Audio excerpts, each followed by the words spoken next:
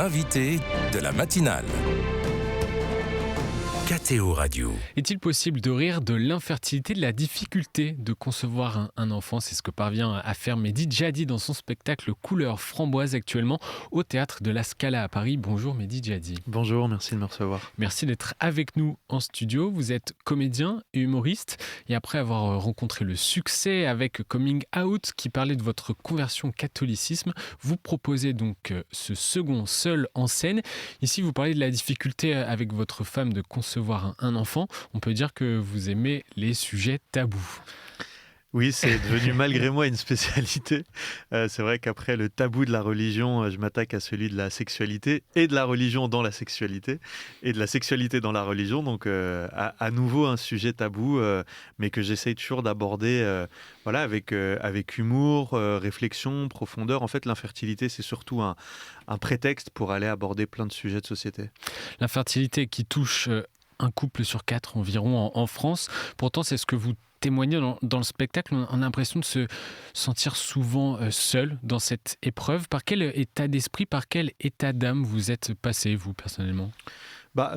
C'est vrai que quand j'ai décidé d'écrire le spectacle, il a fallu faire un peu une introspection pour comment, c'est un peu une façon que j'ai de travailler, comment l'intime rejoint l'universel. Et dans cet intime-là, c'est vrai que c'est venu questionner pas mal de choses, mon rapport à la foi, mon rapport à la masculinité, mon rapport à la religion.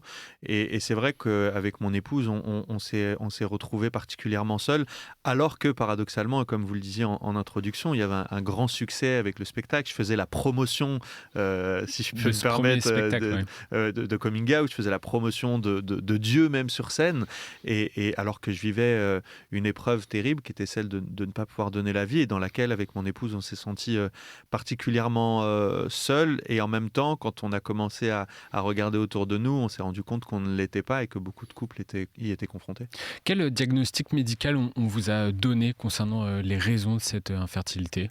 Alors, c'est vrai que les raisons sont multiples. Pour nous, on était un peu dans une zone grise, c'est-à-dire que on nous a pas dit qu'on était stérile, mais on nous a dit que ça allait être compliqué, de fait notamment d'un spermogramme qui était pas très bon de mon côté. Donc, il a fallu optimiser les choses. On a suivi la naprotechnologie, j'ai dû me faire opérer d'une varicocèle, et en même temps, dans tout ce cheminement-là, il a fallu poser des choix aussi liés à ces grandes questions autour de la PMA, de la FIV. Parce qu'on propose plein de protocoles différents et après il faut choisir, c'est ce que vous exposez aussi dans le spectacle. Ouais, choisir en conscience, en étant en même temps traversé d'une tristesse, avec en plus de ça l'horloge biologique qui tourne, et avec d'un côté la société qui propose une multitude de solutions, même si on se rend compte que ce n'est pas toujours garanti d'avoir des enfants, et de l'autre côté, d'autres façons de rester dans l'espérance, de faire X pèlerinage à droite, à gauche,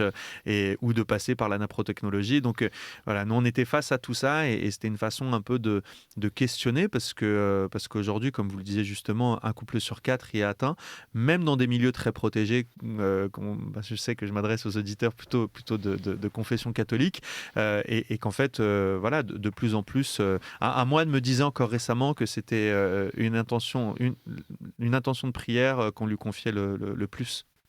Comment on réussit à traverser cette épreuve mois après mois, en couple notamment, tout en continuant à espérer ? Je pense que la communication pour nous a été centrale, de se reposer aussi sur la prière de toutes celles et ceux qui nous portaient par celle-ci.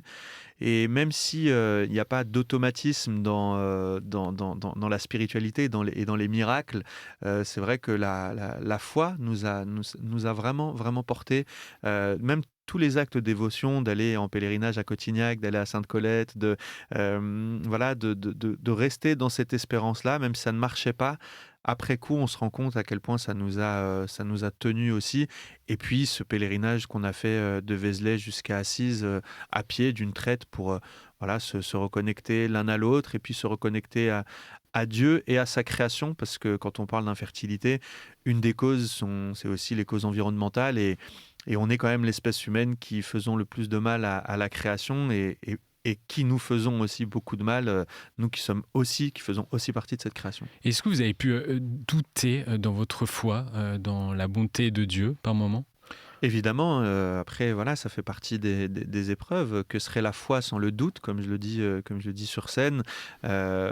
Évidemment, moi, c'était une épreuve qui était crucifiante parce que c'était ce que j'espérais le plus, parce que j'ai l'impression d'avoir tout donné à Dieu à travers ma conversion. Et voilà, j'ai entendu Dieu qui me demandait à la fois le silence de Dieu, et il faut savoir parfois l'écouter, ce silence, et en même temps, Dieu qui me disait, mais est-ce que même ça, tu es prêt à me le donner? Est-ce que même ça, tu es prêt à me sacrifier comme l'a peut-être fait Abraham ou d'autres figures de la Révélation. Et pour vous, il y a des barrières à lever aujourd'hui autour de l'infertilité?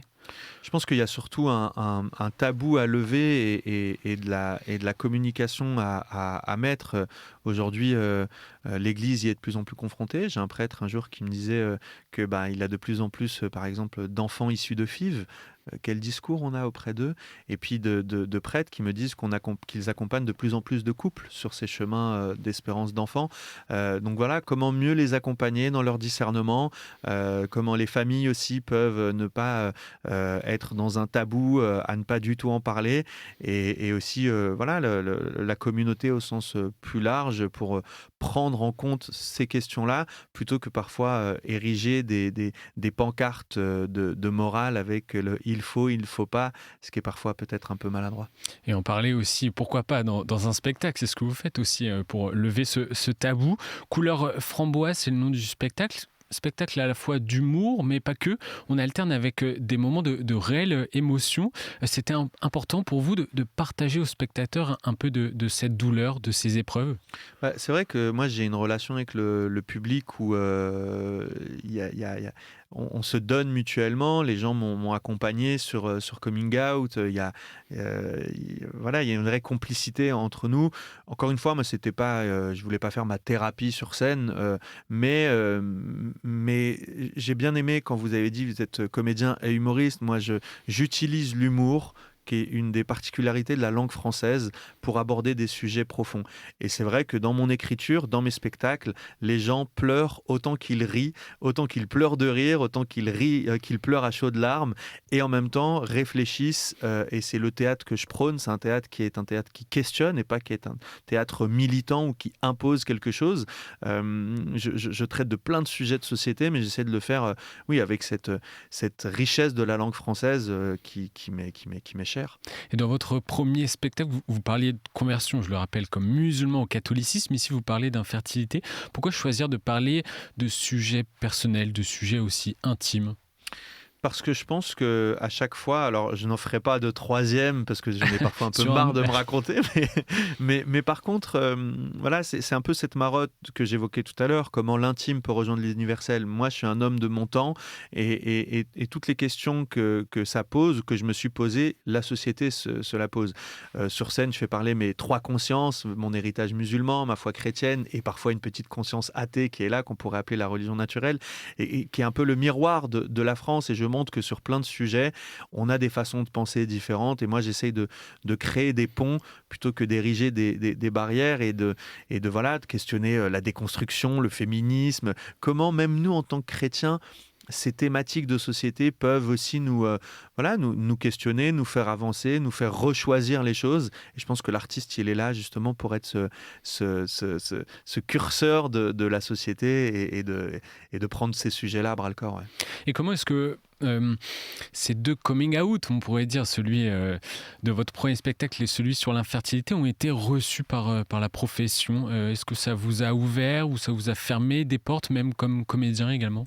Alors effectivement, le premier spectacle m'a ouvert beaucoup de portes au niveau spirituel, au niveau de rencontres, de fraternité. Et puis comme je dis dans le spectacle, j'ai eu la chance de faire la première partie du Pape François au Vélodrome, ce qui était quand même un immense honneur. Je travaille aujourd'hui à la Conférence des évêques de France pour mieux accompagner les catéchumènes, et notamment ceux issus de l'islam. Donc à la fois, ça a été plein de belles opportunités, et en même temps, c'est vrai que dans le métier, ça a été un peu compliqué, malgré la nomination au Molière, où pour moi c'était une vraie reconnaissance de la profession.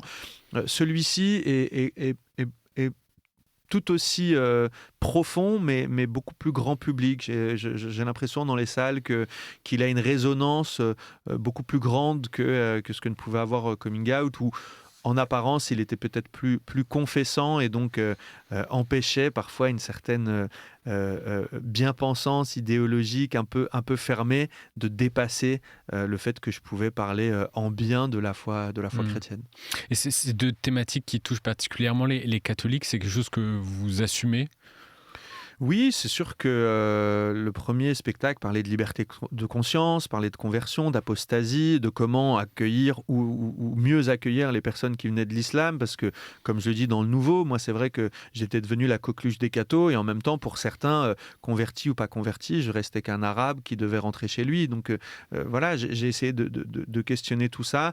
La question de la fertilité, en fait, c'est surtout la question de la vie, et la question de la vie, elle nous concerne tous. Je voulais, à travers ce spectacle, faire une ode à la vie, rappeler un message universel. Exactement, et que la vie est un miracle. Donner la vie est encore plus un miracle, et parfois on l'oublie. On est tellement abreuvé de récits de guerre et de récits de mort autour de nous que voilà, j'ai voulu utiliser la scène de façon un peu utopiste, mais est-ce qu'un artiste ne l'est pas, en rappelant peut-être juste des choses essentielles comme la préciosité de la vie. Et on ressort avec un sentiment d'espérance profond aussi, hein.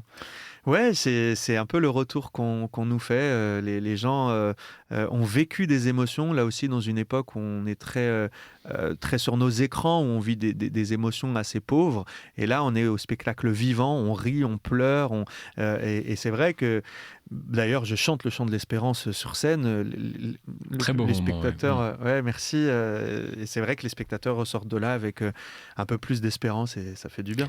Qu'est-ce que vous voulez que le public retienne de ce second spectacle ? Comme je disais là, que la vie est un miracle, que c'est un bon moment à venir à passer en famille, en couple, qu'on ait des enfants ou pas. C'est vraiment une pièce sur l'espérance qui fait du bien, et je crois qu'on est dans une période où on a besoin plus que jamais d'aller au théâtre, de rire, de s'émouvoir et de réfléchir sur des sujets de société. Et donc il n'y aura pas de troisième spectacle sur un sujet aussi intime que celui-ci ? Peut-être pas, mais faut jamais dire jamais. Peut-être que j'en reviendrai, mais en tout cas, celui-là, c'est sûr qu'il s'inscrit à la fois dans quelque chose d'intime. C'est un peu la suite de Coming Out. Parfois, les gens pensent en fertilité masculine, mais où est-ce qu'il va aller, où est-ce qu'il va nous embarquer. On retrouve ce qui avait fait l'essence de Coming Out, peut-être même plus abouti. Je fais une trentaine de personnages sur scène. Il y a tout un lien où je raconte comment j'ai vécu l'aventure Coming Out, qu'est-ce que ça a généré dans ma famille, dans ma fertilité, dans mon rapport à l'Algérie, dans mon rapport au catholicisme, et je raconte tout ça avec ce fil rouge-là de cette espérance d'enfant. Mehdi Djihadi, merci d'être venu en studio pour découvrir le spectacle. Si ça vous a donné envie, amis auditeurs, auditrices, vous le jouez à la Scala le 14, donc demain, février, le 21 également, en mars, le 14, 26 et 28 mars, vous me dites si je me trompe, le 11 et le 18 avril également, toujours à la Scala, et le reste en tournée. En tournée au Festival d'Avignon cet été, et puis avec une reprise peut-être à Paris en septembre. Mais ça, il faut que les spectateurs et spectatrices soient au rendez-vous, et pour l'instant, ils le sont. Merci à vous. Merci.